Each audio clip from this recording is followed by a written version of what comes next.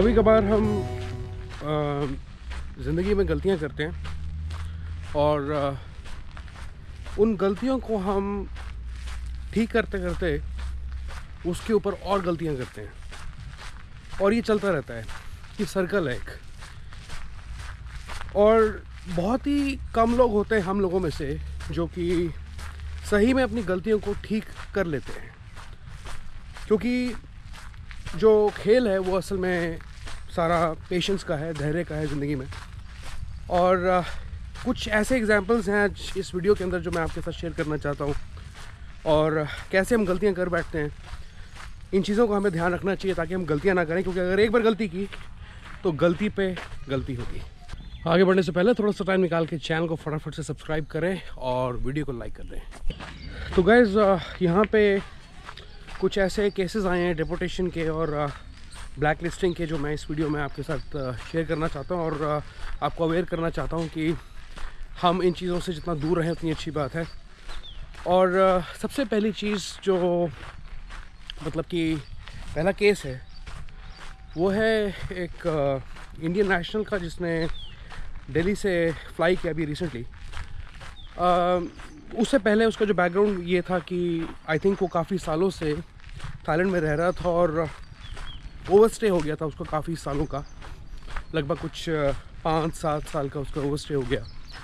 And then जब वो पकड़ा गया तो उसको ब्लैक लिस्ट कर दिया गया। एक डिपोर्टेशन पे मैंने वीडियो बनाई थी, अगर आपने नहीं देखी तो उसको आप रेफ़र कर सकते हैं कि क्या पेनल्टी डालते हैं और इम्प्रिजनमेंट भी हो जाती है कुछ लोगों को। तो उसे ब्लैक लिस्ट करके वापस इंडिया भेज दिया। अब हुआ ये कि आई एम श्योर कि जो इतने सालों से वहाँ पे रह रहा है, आई एम श्योर कि वो कोई जॉब करता होगा वहाँ पे या कोई बिज़नेस करता होगा। और उसके साथ अल्टीमेटली ये हुआ, जब वो यहाँ पे वापस आया तो उसने पुराना पासपोर्ट वो अपना यूज़ नहीं कर सकता था, क्योंकि अब उससे जाना तो थाईलैंड ही था।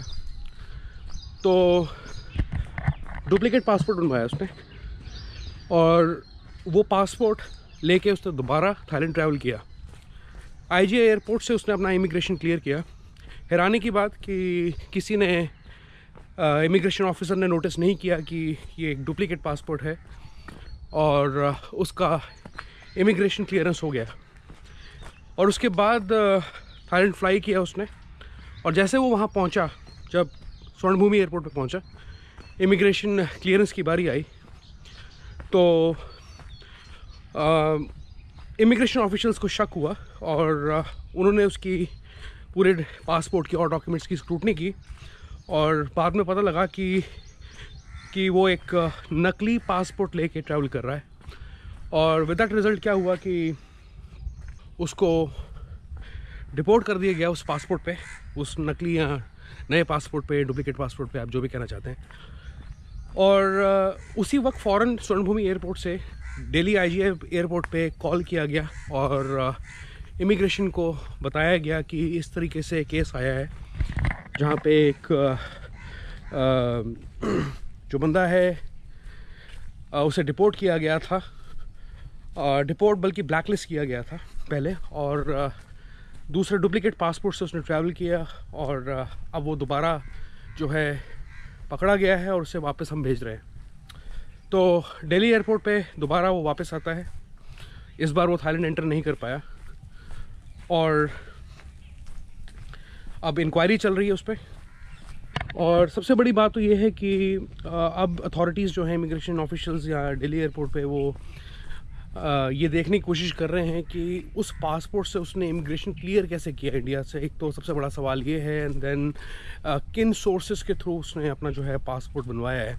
So this was really sad कि एक तो ओवरस्टे किया, ओवरस्टे करने की गलती की, फिर ब्लैकलिस्ट हो गए, और उससे बड़ी गलती की डुप्लीकेट पासपोर्ट बना के ट्रैवल किया वापस थाईलैंड और फिर डिपोर्ट हो गए।